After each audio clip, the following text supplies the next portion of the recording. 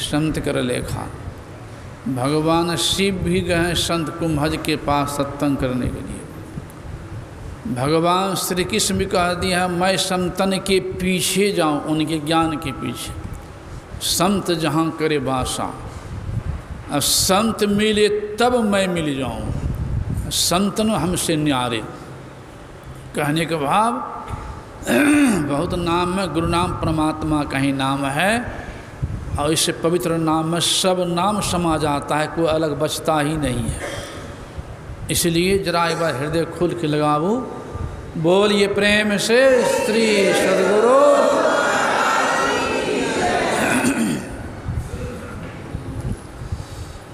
मंगल मूरति सद्गुरु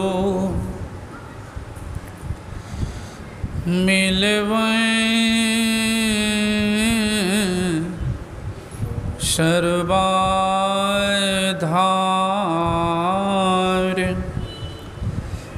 मंगलमय मंगल करुणा बिनवो बारंबार।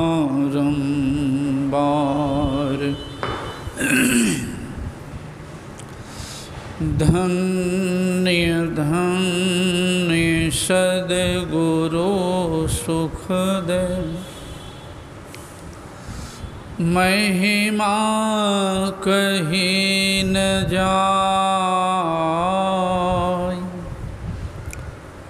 जो कछु कहूँ तुम्हारी कृपा, मोते कछु न बसाय। जो कछु कहूँ तुम्हारी कृपा, मोते कछु न बसाओ। बोलिए प्रेम से श्री सद्गुरु।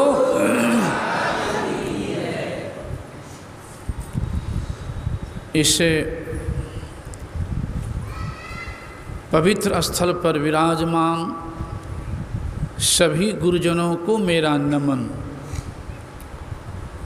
सम्मान्य साधु समाज, परम आदरणीय धर्म प्रेमी सज्जनों, पूजनीय माताओं एवं भक्तिमती धर्मशीला बहनों, सुन चुके हैं इस आराध्य देव की तपोभूमि स्थल पर 1 महीना का ध्यानाभ्यास प्रारंभ है। आज दूसरा दिन है और ध्यान योग के द्वारा ही आराध्य ने परमपिता परमात्मा को प्राप्त करके अपने जीवन मुक्त हो गए। और वही रास्ता हम लोग को बता कर गए हैं, इसी रास्ता पर चलोगे तभी तुम्हें शांति की प्राप्ति हो सकती है। और सभी शांति ही खोजते हैं, चाहे जिधर खोजे, लक्ष्य एक ही है, लक्ष्य एक ही।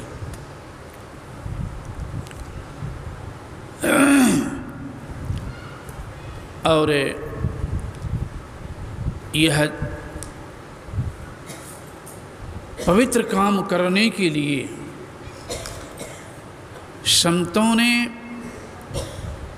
पवित्र बन के रहने के लिए भी कहा है, तभी इस पवित्र काम को कर पाओगे। साथ ही साथ इस पवित्र काम में साधक को मन से युद्ध करना पड़ता है, तभी आगे बढ़ पाएंगे।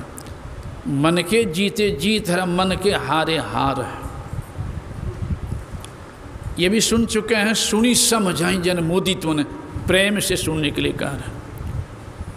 मज्जा ही अति अनुराग, तब लहा ही चारि फल अछत तनु, चारों फल प्राप्त कर लेंगे। शरीर रहते हुए। इस पर एक छोटी कहानी याद आगे सुने हूँ, कभी याद आ जाएगी। कुप्पा घाटे में आराध्य बैठे थे अपने कमरा में। एक प्रोफेसर साहब आए और गुरुदेव को प्रणाम किया। तो गुरुदेव कहते प्रोफेसर साहब, तो जी हजूर ध्यान करते हैं ना? कहता नहीं हजूर मैं ध्यान नहीं करता हूँ। गुरुदेव चुप्पे रह गए। बरंडा पर पूज्यपाद महर्षि संसी महाराज बैठे हुए थे। उठ के गए, प्रणाम किया पूज्यपाद को। पूज्यपाद कहते हैं कि प्रोफेसर साहब आपसे गुरुदेव ने कहा ध्यान करते हैं, तो आपने कहा दिया नहीं, ऐसा क्यों? तो प्रोफेसर साहब कहता है कि बाबा घर गृहस्थी में बहुत प्रयास रखता हूँ कि झूठ नहीं बोलूँ, फिर भी कभी कभी बोला जाता है, हो ही जाता है, झूठ बोल लेता हूँ कभी कभी। अब सदगुरु महाराज के पास झूठ बोलेंगे तो नरकों में जगह मिलेगा। इसमें सत्य बात बोल गया गुरुदेव के पास। तो पूज्यपाद कहते ध्यान क्यों नहीं करते हैं? तो प्रोफेसर साहब कहता कि बाबा जब मैं कॉलेज में पढ़ाता हूँ विद्यार्थियों को, छात्रों को, वही मन ठीक रहता है, और जब बैठता हूँ ध्यान करने के लिए उसी समय कौन कौन बात आने लग जाती, गंदी गंदी बातें भी जो आपसे बोल नहीं पाऊँगा। तब वह मेरे मन में होता है, उससे बढ़िया ध्यान नहीं करता हूँ, वही न ध्यान समय अलावा वाला मन में आता है, इसलिए मैं नहीं करता हूँ। तो पूज्यपाद ने बड़ा बढ़िया समझा दिया। कहते सुनिए, बिलार में लड़ते देखे हैं? तो हाँ बाबा। और कौआ कम लड़ते नहीं देखे? तो हाँ देखे हैं। अब भैंसा लड़ते देखे हैं? तो हाँ देखे हैं। और सांड में लड़ते देखे? तो हाँ। और कुत्ता में लड़ते देखे? तो हाँ। तो फिर पूछते हैं क्या बात समझे मेरी बात? का नहीं, उनकी बात यह है कि भैंसा में काम है, क्रोध है, तब लड़ रहा है। काम के उस शरीर में भी है, कौआ मैना में भी है, कुत्ता में भी, सांड में भी, भैंसा में भी। कहने के भाव, जब से सृष्टि हुई है यह मन अनेक शरीरों में ये विषयों को भोगते आ रहा है। अनेक शरीरों में आज सद्गुरु मिले हैं तो मन से युद्ध करने का ज्ञान हुआ है कि मन को मोड़ करके उधर से प्रभु की तरफ जुड़ने का ज्ञान मिला है।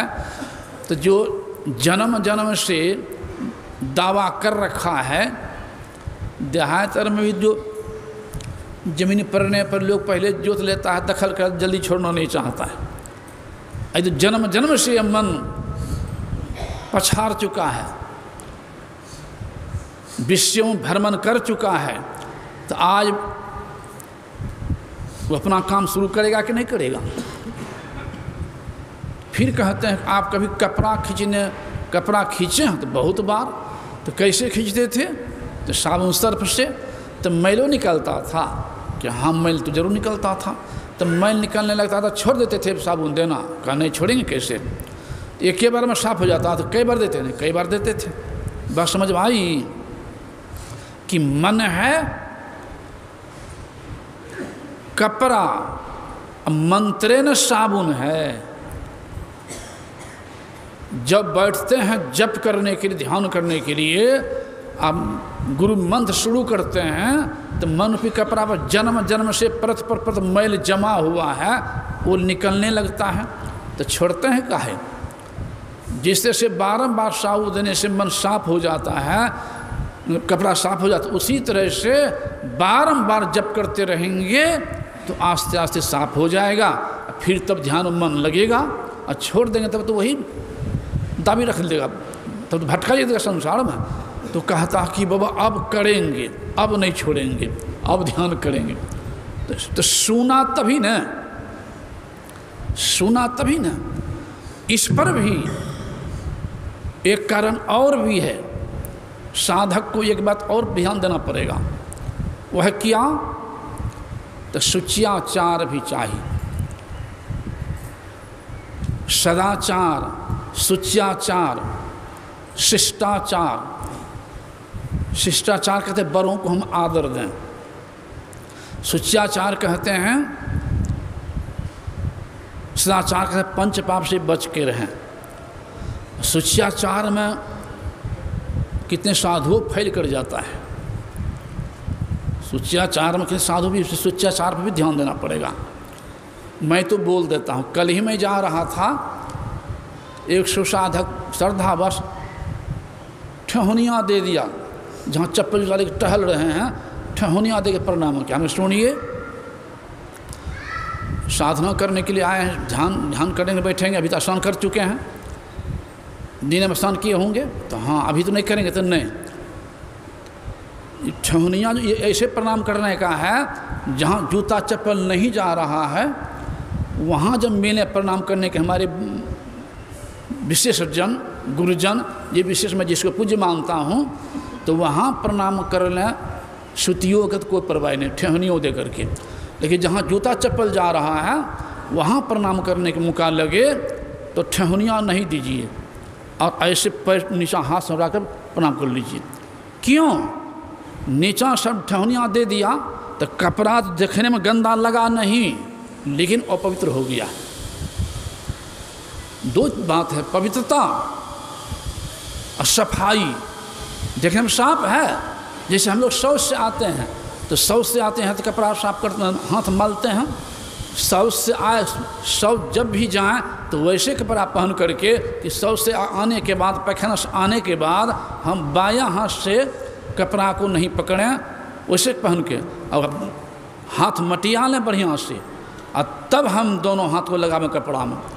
तो अगर साबुन नहीं दे पाएंगे एको महीना तो कपड़ा गंदा भी हो जाएगा, तो कपड़ा पवित्र रहेगा। और तुरंत लाए हैं खरीद करके नया चकचक है, और सब साए दोनों हाथ से कपड़ा पकड़ लिया, तो पवित्र होते हुए सफाई, पवित्र नहीं रहा, साफ होते हुए और पवित्र। अगर सुच्चा सा बचा कर रख रहे हैं, रास्ता पर जहाँ तक ठहनियाँ नहीं दे रहे हैं, तो गंदा हो गया, लेकिन पवित्र है, और वहाँ साफ होते हुए अपवित्र है। भी तो साधक को इस पर भी ध्यान देना पड़ेगा। बोलिए श्री सद्गुरु।